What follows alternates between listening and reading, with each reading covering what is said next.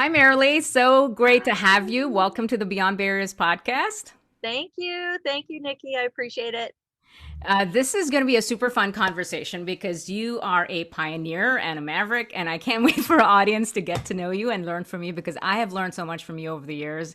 And I'm excited to dive right into your story and all of the things that you've navigated through and the lessons you've learned that you can share with our audience. So let's jump right in. So first off, let's start with your sort of founding story, if you will. You were a school teacher in Plano, correct?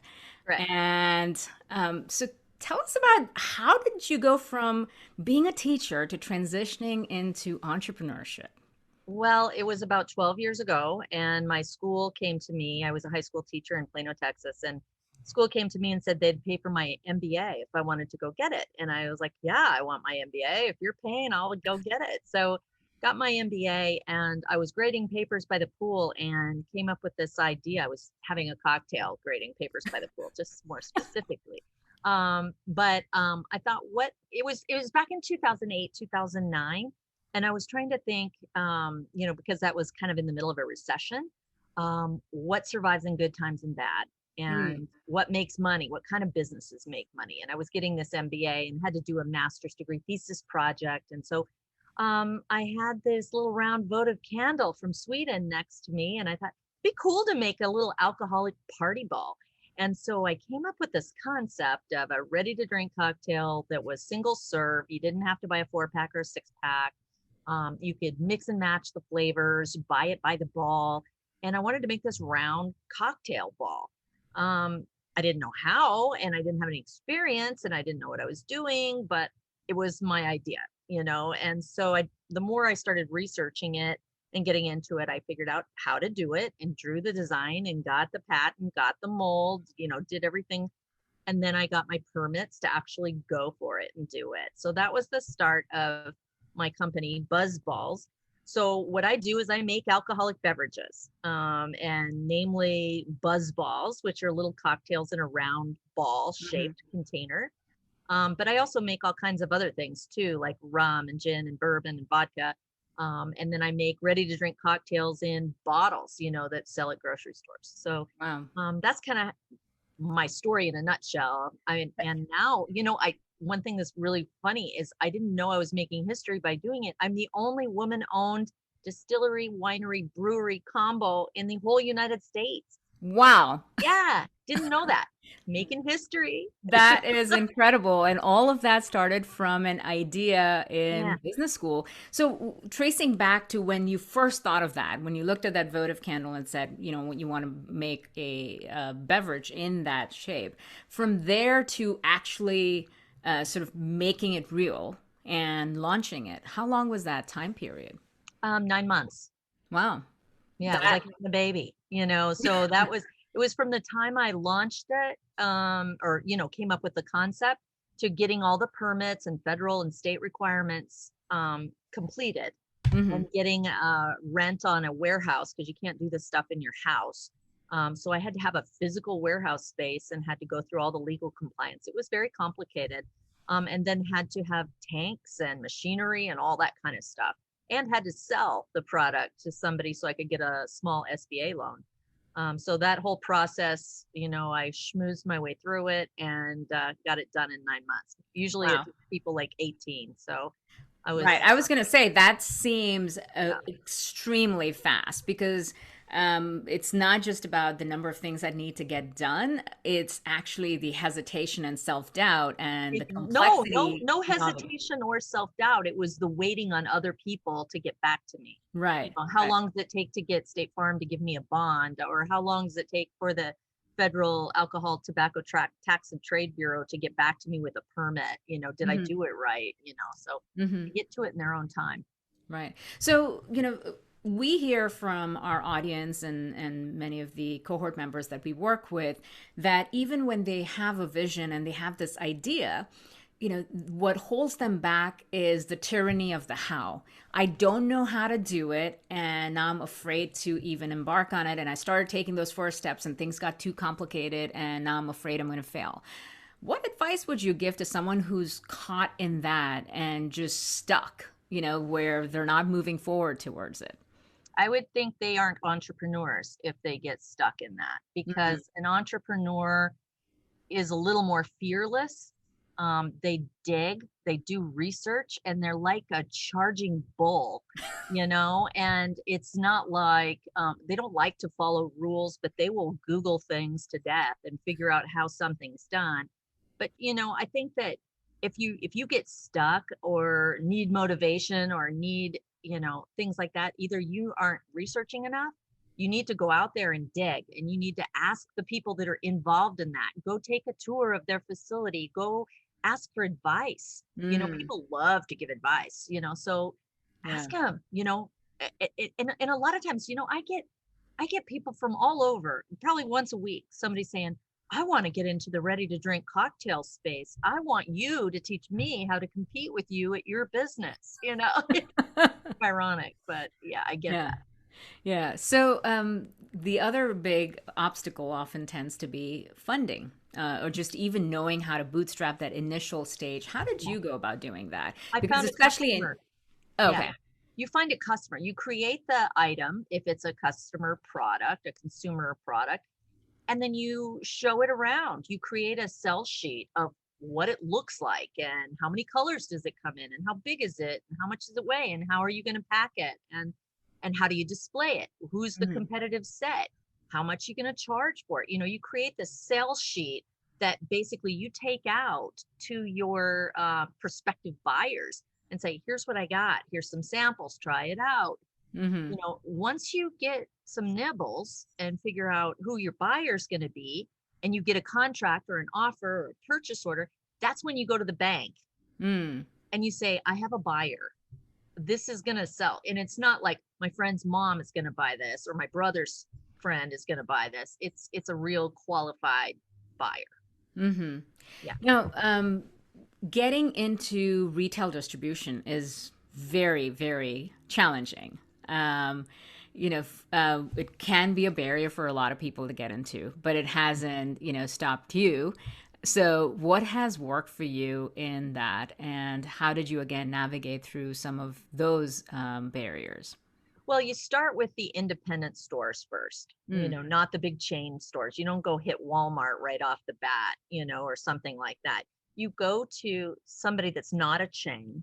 Mm-hmm. You build a reputation in the independent market with the mom and pop stores, with the person that you personally talk to, and they have a network. They talk, so, you know, Bill at this store knows Sam at that store and they talk Mm. and compare prices, so get your feet wet in the independent market first, fix all your problems, and then later you can hire somebody that has that network into the chain market. But you have to have proven success, and you have to have, if it's a consumer product, you have to be charting on Nielsen before people really take you seriously. They want to see that your market share is huge, or that they're crazy if they don't bring it in, type of thing. Mm-hmm.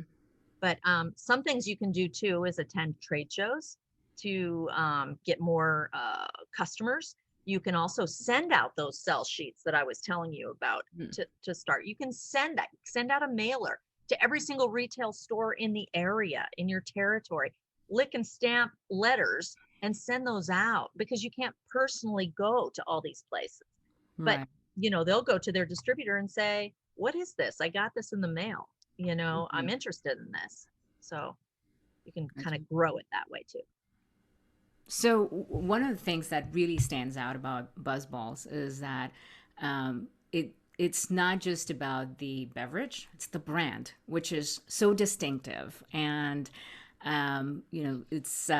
it seems like the most unique quality of it, that whether you walk into a store or see online, I mean, to me, it's just an incredibly powerful brand. And um, tell me more about your vision of how the brand was developed beyond the product. Well, I used to teach marketing and entrepreneurship and those kinds Mm, of things in high school. So I love marketing. I wanted to create a brand that sounded and looked like what it is. So mm, Buzz Ball, it's shaped like a ball. Mm-hmm. So I wanted something that looked like a ball so you'd remember it. And it's in the alcohol space, so buzz kind of comes Mm-hmm. naturally. But I wanted something that was cool looking. It's an iconic shape Mm-hmm. and it's not easily replicated. So there's a million Truly cans or White Claw cans or Bacardi Coke cans. There's a million, everybody's got a can of some sort, and you just become another can on the shelf. But when you see a buzzball, you know Mm-hmm. what it is. When you see a buzzball biggie, a giant bowling ball sized ball, you know what it is, Right. because it makes sense. Yeah. I think, when you think of marketing, you think of, what is the brand? Where will I sell it? What channel? Mm-hmm. Is it convenience stores, grocery stores, liquor stores? Is it duty free, cruise ships, on premise, in bars and restaurants and movie theaters, casinos? Where are you selling? And then what's your price point? And who's your target customer? Who do you think is your target customer? And a lot of times you don't know your target customer till after you started selling it and seeing who's Mm-hmm. buying it. You Right. might think your customer's X, but it's really Y, you know. Right. What was the biggest surprise for you as you were uncovering things during, this entire journey? Were there some things that sort of were different from my original hypothesis that turned out to be a great surprise? I think most of my surprises are people surprises Mm. um, along my journey. People that I've trusted that couldn't be trusted, um, issues like that, or, just people that let you down, Mhm. those kinds of things. The other thing I've learned is that I'm different. I'm just different than the other people on my staff and other people many times that I meet, like the other mothers of my children, just Mhm. family friends. I'm different. Mhm. I have this enormous drive. I expect perfection. I am a digger. I will go research things. I will make something happen. I will visualize it. I will see it. I will dream it, and then I'll go execute that. And it's like I don't stop. It's not like I need encouragement to go do it. It's just exciting for me. Right. Um, but a lot of people don't have that drive, and I ask them what do they want to do with their life, and they're happy doing nothing.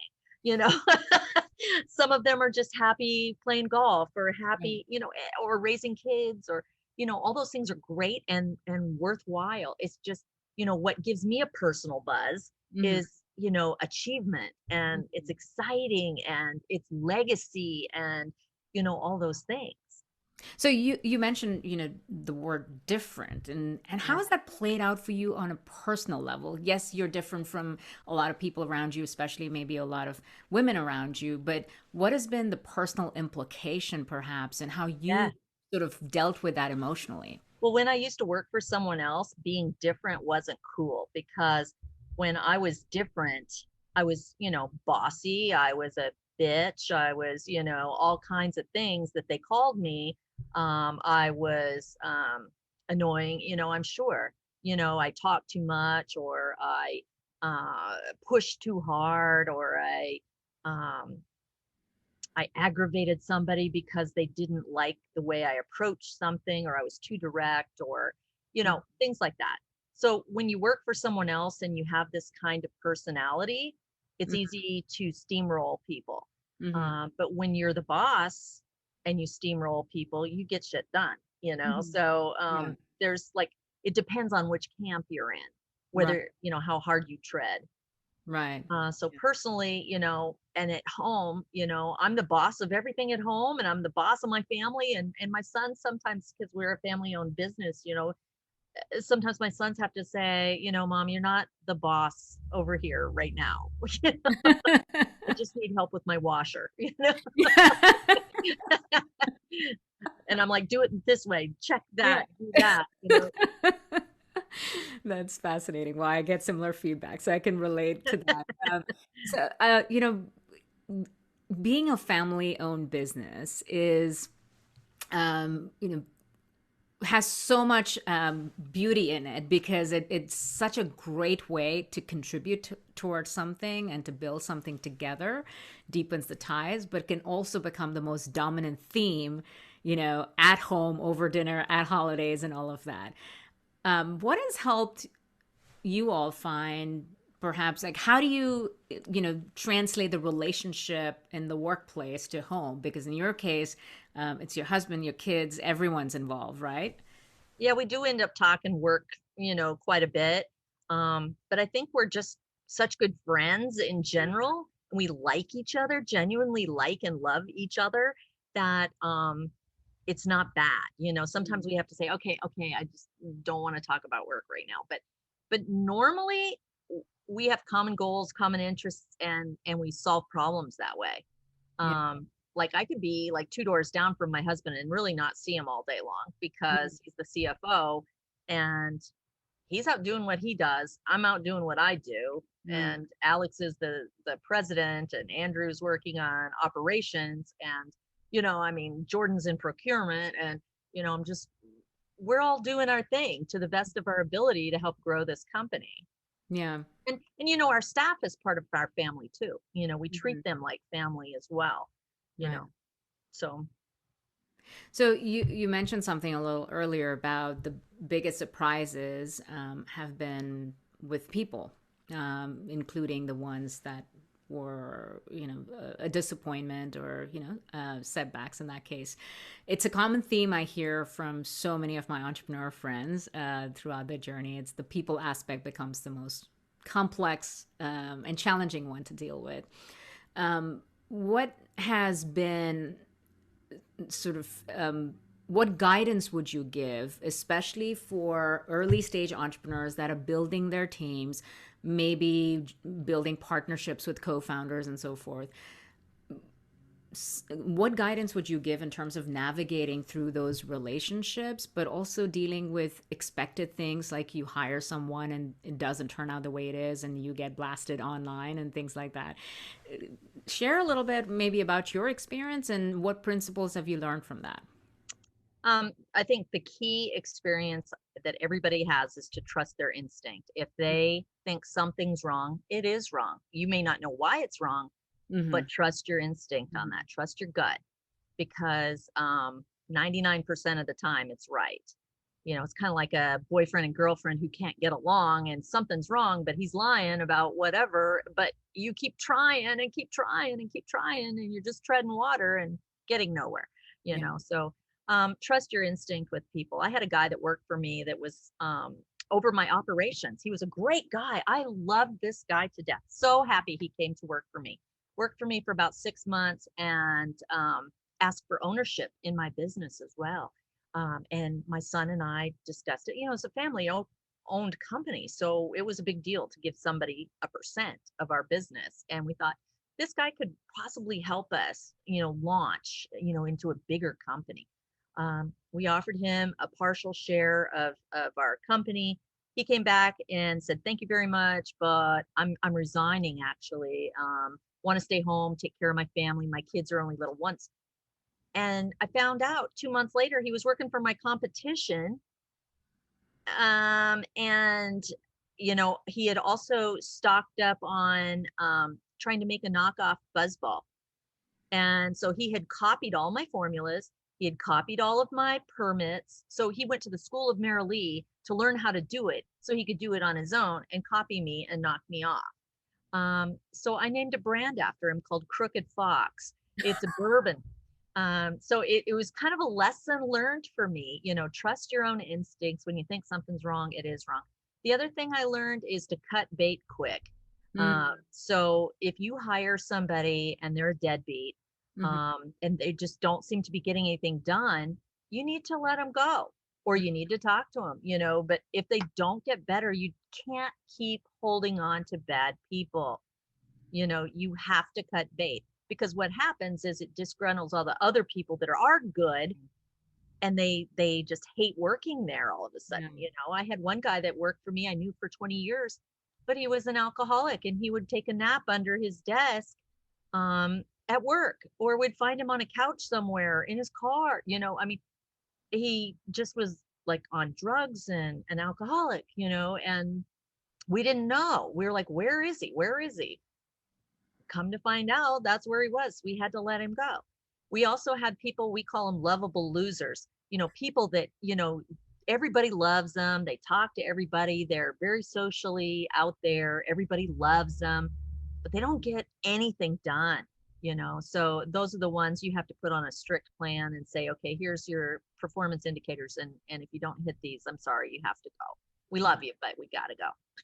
Yeah, it's a fine balance between believing in someone's potential and their desire to achieve something versus their ability to do so. And, as a founder, especially, it's a big bet to make, but there's only so far you can go with that. And don't hire friends if you can help it. That's another lesson. You hire friends when you start out because you don't know anybody. But it's really hard because friends feel entitled, Mm-hmm. and it's hard to discipline them when they're your best friend that you go to dinner with on Saturday night. So, Right. What are some of the most important traits that you look for when you're looking to hire? Some culture, non-negotiables in you. culture fit.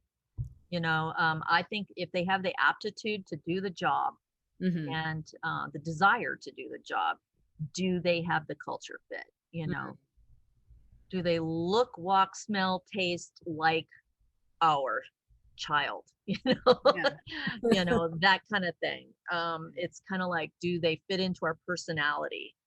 Now, given the nature of your business and both being high growth as well as dealing with regulatory requirements and such, you're responsible for very high stakes decisions, um, both financially and liability wise and so forth. How do you, when you're faced with a really complex or high impact decision, what's your process? How do you go about it? It depends on what it is. If I'm purchasing really expensive machinery, or if I'm buying a new real estate building, or if I'm doing R&D on a new product, so I guess I would have to push back on that and go, what kind of question is it, Right. that I'm solving? Right. Well, I mean more in terms of the mental framework rather than about that specific decision. I make a list of all the attributes of whatever it is I'm trying to do, Mhm. so I'll make a list, I'll go research, I'll figure out, I'll compare and contrast. And, if it's something brand new that hasn't been developed before, then I will talk about the attributes that I wish it to have, Mm. you know. But I definitely visualize things in my head. Mm. And then I play out what ifs, like what if this broke, or what if that happened, or what if you know, just follow it all the way through from start to finish, visualize it. And Mm. then when you get to the end, to the regulatory piece or other things, it's like, well, what do we have to do to make this a reality? So Right. Right. Now, one of the things that distinguishes your business is not only is it a super edgy brand and a very cool company that's been high growth, but it's totally family owned. And when you look at sort of the business landscape and all of the media, all of the conversations about all these VC funded companies that have raised a ton of money and are, all the unicorns and all of that. What is your perspective on maybe an early stage entrepreneur that's trying to figure out, do I go this route or do I go that route? What have you discovered in what has worked for you, and when and if you would even consider funding? um well, I've got enough eggs in my basket that I need to worry about. But in terms of, accepting private equity money or venture capital money, just keep in mind that that's really expensive money. Mm-hmm. And they're going to want a big percent, or they're going to want to flip it in a few years, or they're going to want their money back times five, Right. so that's a big choice, a strategy choice that you have to decide. Now, personally, I don't like debt. I'm very debt averse. I have no debt in my business. Now, could I take debt? Of course. And everybody wants to give me debt, Mm-hmm. to take out loans from a bank, give me lines of credit, all of those types of things, because that's how they make money. But the cheapest form of capital is, your own funds. And then the next cheapest is go get a loan from the bank. and then one of the more expensive choices is private equity or venture capital funding, because they're going to own your company. Yeah. Um, what has been the best part of building this, completely by yourself, and like the lessons you've learned in terms of, it's your baby all the way through? I love it. I love coming to work every day.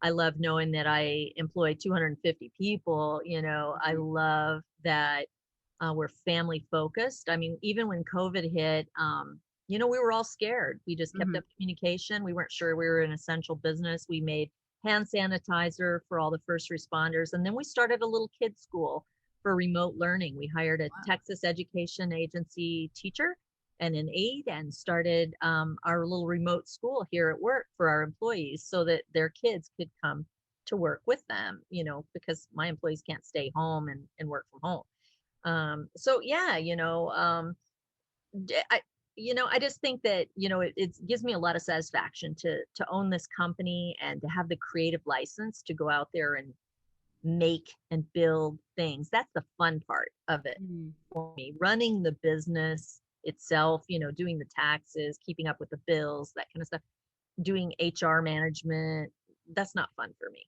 And Mm. I think that's where a lot of entrepreneurs sell, actually, because it becomes boring and mundane. Once the excitement's gone and there's no new stuff, you know it's just routine. That's when they jump to the next project. Right. So if there's not enough of that, in Right. your business, then either you need to rebuild it or cut bait again. Right. Well, most founders are visionaries, so the excitement of what's ahead, what's in the future, and Yeah, going towards that is the joy versus just the, ongoing management of that, which is why having a great team makes a huge difference that is able to do that. So for sure. speaking of vision and the future, you are someone who always envisions and has a clear picture of the future. What's the big dream? Well, I mean, our vision is called reinventing happy hour. So, however you celebrate happy hour is however we want to create a product for you. So, whether that's an alcoholic beverage or a cannabis related product or um, a non-alcoholic type of drink, we're just in the beverage space. So that's kind of what, our deal is. But maybe we make popsicles or maybe we make, whatever. We can do all kinds of things. We can do non-alcoholic drinks. We can make kombucha, saffron milk. We could do all kinds of healthy types of things as well. So, they're just different occasions, different products. All of those things are in our R&D bucket moving forward. And so I think that's what's in store for us here at BuzzBallz Southern Champion. That's a lot of exciting things to solve, especially, as from a social and cultural standpoint, as things evolve, especially, post COVID. There's going to be so many new opportunities that will come about. Where do you draw your daily inspiration from? What's the daily habit that keeps you grounded in the midst of all of these responsibilities and big vision and, taking care of everyone else? I think my routine is coffee and phone and email and all those things first thing in the morning to last thing at night. But I draw my inspiration from creating. I like to Hmm. create something out of nothing. It's fun for me. I have dreams at night. I think of things. Oh, I want to write a movie about this, or I want to, fix the world's plastic problem, or I want to, just, it doesn't matter what it is. It's going to be something big and it's going to be something fun. And to me, it's legendary stuff. Mhm. It's like, for me, it's fun.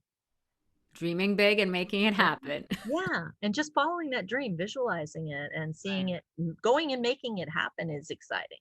Yes, Sometimes I absolutely. look out over my warehouse with my sons, and we look out over it and we look at all this equipment, manufacturing capacity and buildings and the way our bar looks here, just for tours and hospitality. And we look around and go, oh my gosh, look at what we built.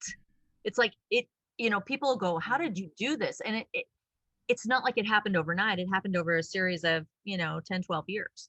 Yeah. So it's just kind of fantastic to look at now. But That's amazing. Well, it's been inspirational to see your journey and all of your successes, and especially an honor to be part of the same Ernst and Young entrepreneurial community. And we've all learned so much and given so much back. If you had a billboard, what message would you want to put on it to for my inspire? product, No, to inspire others from your journey and from your story.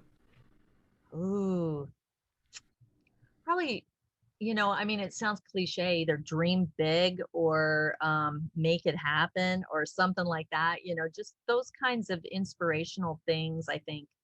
Um, if I mean, it sounds silly. You remember that movie, Field of Dreams? If you build it, they will come. Yeah. It's that kind of thing. People don't know what they want until they see it. Yeah. And then all of a sudden you create something and they're like, oh, I have to have that. Yeah. Um, yeah, I think that's just kind of innovation and fun stuff, and I just encourage people to go out there, reach out and just do it, go out and charge hard and go get it. Know the best, know the most about your topic and what you want to do. One other thing I would just advise women, for anybody, not just women, but be able to describe what you do in 5 words or less. Mm. Many times I meet women and they spend 10 minutes trying to tell me what they do. Mm-hmm. And you mentioned Ernst and Young. That was one of the things, one of the learnings I got out of that was get your pitch down.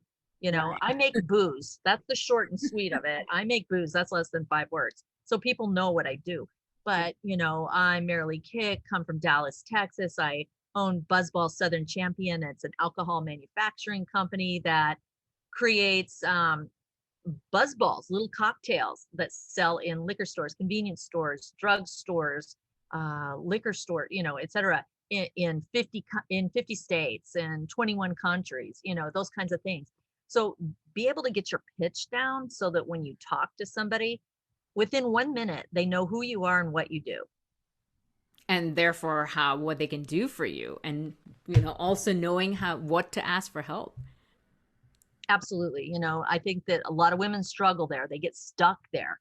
And Right. it's like, I do this and I do a little of that. And then somebody goes, wait, are you saying that you do X, Y? No, I don't do that. I just do this, and it's like, if you get a whole bunch of questions on people trying to explain what they do, then, Right. they need to work on it. Yeah. Well, one of the things that seems so basic, but like when you're meeting people, being very clear not only about what you do, but standing out with that, and also knowing, being clear about what you need in order to get ahead. That elevator experience. If you have 1 minute with someone and they ask you, how can I help? And you have no answer, it's such a huge missed opportunity. And I Yeah. think, the EY community has been terrific in being able to learn some of those things to differentiate that. A lot of times too, women don't ask questions of the other person. They just like to talk. And Mm. so, not only will I give you my elevator pitch, but I want to hear yours and I want to hear what you do. And we may have something in common, some synergies there that we need to grow together. I sat next to one of the VPs of 7-Eleven at a Dallas Regional Chamber of Commerce luncheon. Mm-hmm. And I was like, I make BuzzBallz's. Oh, you make BuzzBallz's? I'm the head of 7-Eleven buying, blah, blah, blah. And I'm like, yeah, I know you guys sell a lot of the BuzzBallz's. He's like, yeah, you have a kick-ass brand, it's awesome. And I'm like, well, we'd love to make you a private label brand for you too. Okay. So within 6 months, we've built Sip Sip Hooray, and that's selling in 7-Eleven, so just from that one meeting. Wow. So you can grow your business, but you can do something for them too, and learn who they are. Right. Ask great questions, listen in, and then take massive action. So, Mhm. Merrilee, this has been so fantastic to not only hear your inspirational story of taking an idea and within 9 months launching it, building it over the past decade with your family, going places and reinventing happy hour and bringing joy into the world and these incredible creations. What an inspirational story. So, thank Thank you you. for being on our show and good luck to everything you're going to keep doing and dominating in the world and inspiring everyone else to follow along. Thanks, Nikki. Good Thank luck to you too.